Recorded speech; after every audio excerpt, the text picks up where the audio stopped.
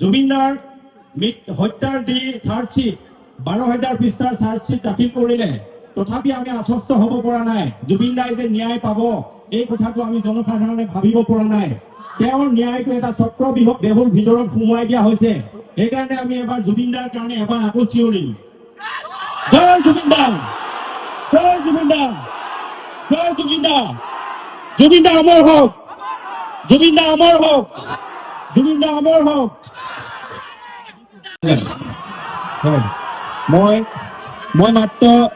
মই মাত্ৰ 3 মিনিট কথা কম আৰু আপোনালোকে খেল উপভোগ কৰিবলৈ পাব।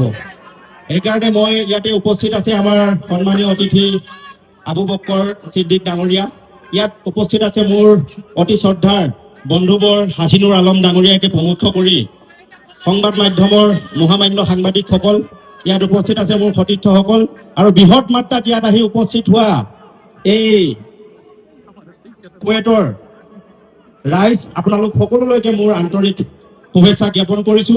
আপোনালোক শ্ৰীচৰণত সেৱা জনাইছো। মই আজি ইয়াত উপস্থিত থাকি এনেকুৱা লাগিছে যেন মই চেন্নাই ছুপাৰ কিংছ আৰু ৰাজস্থান ৰয়েলছৰ খেল চাবলৈহে জানি ইয়াত আহি উপস্থিত হৈছো।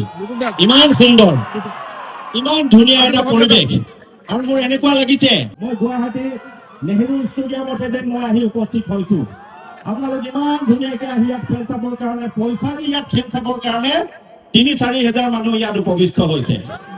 মই ইয়াত আহি দেখিছো আমাৰ সকলোৰে মৰমৰ জুবিনদাক ইয়াত থৈ দিয়া হৈছে, যাক আমাৰ ছিংগাপুৰলৈ নি হত্যা কৰা হ'ল, নহয় জানো? সকলোৱে চিঞৰি আছে ইয়াত, মই সুধিছো তেওঁলোকে খুব ডাঙৰ ডাঙৰ স্বৰেৰে চিঞৰি আছে। জুবিনদাৰ হত্যাৰ যি চাৰ্জশ্বিট 12,000 পৃষ্ঠাৰ চাৰ্জশ্বিট দাখিল কৰিলে, তথাপি আমি আশ্বস্ত হ'ব পৰা নাই। জুবিনদাই যে ন্যায় পাব এই কথাটো আমি জনসাধাৰণে ভাবিব পৰা নাই। তেওঁৰ ন্যায়টো এটা চক্ৰবেহুৰ ভিতৰত সোমোৱাই দিয়া হৈছে।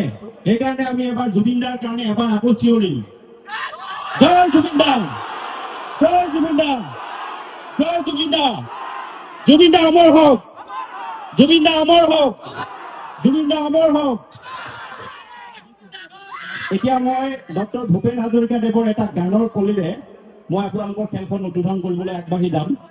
ডক্টৰ ভূপেন হাজৰিকাদেৱে এটা গানত গাইছে যে এই পৃথিৱী এক ক্ৰীড়াংগন, ক্ৰীড়া হ'ল শান্তিৰ প্ৰাংগন, যৌৱন য'ত আজি জ্যোতিৰ্ময়, অসুস্থ এলাহক কাষৰীয়া কৰি থৈ জীৱনৰ জ্যোতি হয় কৰ্মময়।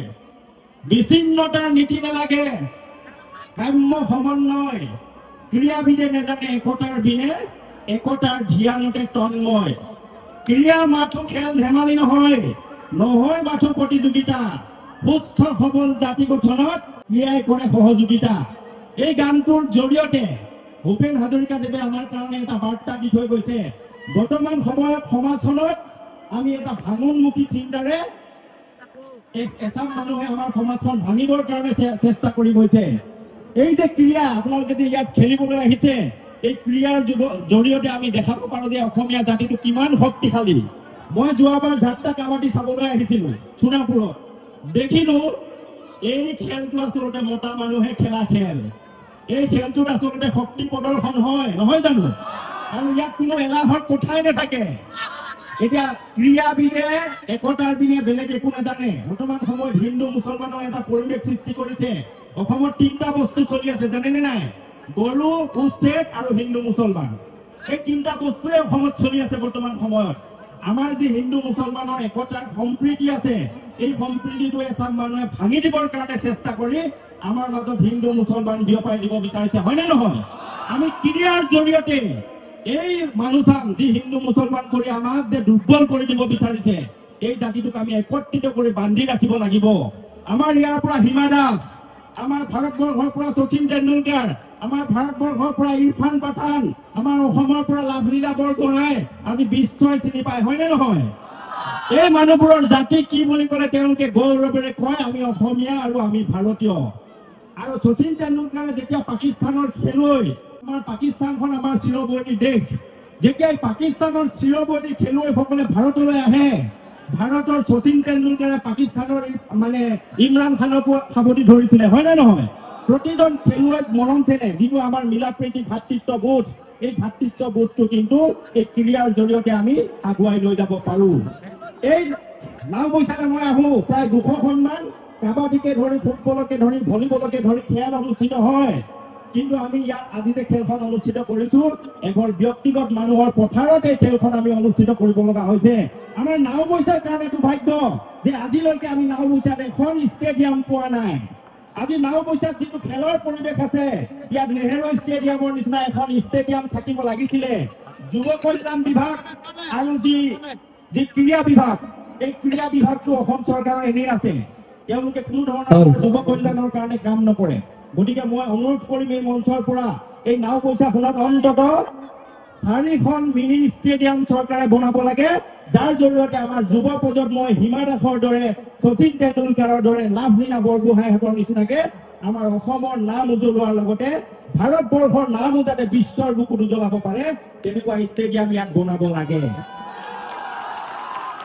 ইয়াত ইমান দেখিলো অলপ আগতে এগৰাকী ছোৱালীয়ে ইয়াত গান গালে তেওঁ কনফিডেন্স মাইনৰিটি মানুহক মানুহে ঘৃণা কৰি থাকে হয় নে নহয় এনেকুৱা পৰিৱেশ সৃষ্টি কৰি দিছে কোনোবাই যদি টুপি পিন্ধি গুৱাহাটীলৈ গৈছে কোনোবাই যদি দীঘলকে দাড়ি ৰাখি আমাৰ মাইনৰিটি মানুহ গুৱাহাটীলৈ গৈছে বা বাহিৰলৈ গৈছে ট্ৰেইনত যাওঁতে আমাৰ খুৰাহঁতে আমাৰ দেউতাহঁতে ভয় খায় কোনোবা মানুহ আহিব নেকি হয় মিয়া বুলি উঠ বুলি উঠাই দিব নেকি চুপাৰত যাওঁতে আমি ভয়ে ভয়ে যাব লাগে আমাৰ ইয়াৰ পৰা যেতিয়া মাজুলীত বেপাৰ কৰিবলৈ যায় মাছৰ পোনা বেচিবলৈ যায় এই মানুহকেইজনে ভয়ত যাব লগা হয় কোনোবাই গালি পাৰি আমাৰ মানুহক মাৰিব নেকি মাছবোৰ পানীত এৰি দিব নেকি এনেকে ভয় খাব লগা এটা পৰিৱেশ সৃষ্টি হৈছে হয়নে নহয় এই পৰিৱেশটো আমি নাইকিয়া কৰি আমি মিলা প্ৰীতিৰে এই ক্ৰীড়াৰ জৰিয়তে ক্ৰীড়া সুলভ মনোভাৱ লৈ আমি আগবাঢ়ি যাব লাগে আৰু এই যে আমাৰ উঠি অহা ভৱিষ্যত প্ৰজন্ম এই প্ৰজন্মটোৰ মিলা প্ৰীতিৰে যাতে আমি থাকিব পাৰো এই ব্যৱস্থাটোলৈ আমি আগবাঢ়ি যাব লাগে তাৰ কাৰণে মই আপোনালোক সকলোলৈকে অনুৰোধ জনাম এই বিষয়বিলাকত আমি সচেতন হ'ব লাগিব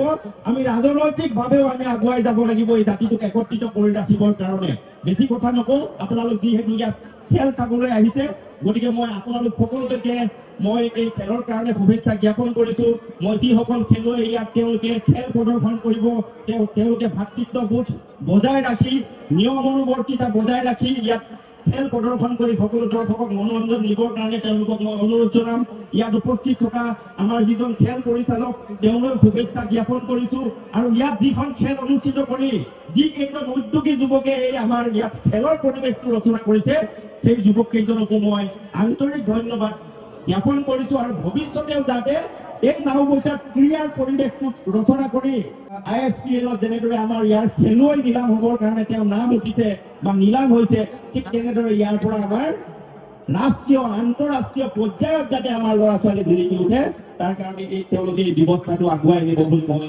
অনুৰোধ কৰি মই আজি এই কাবাডী খেলখন উদ্বোধন কৰা বুলি ঘোষণা কৰি মোৰ বক্তব্য সামৰণি মাৰিছো ধন্যবাদ জয় আই অসম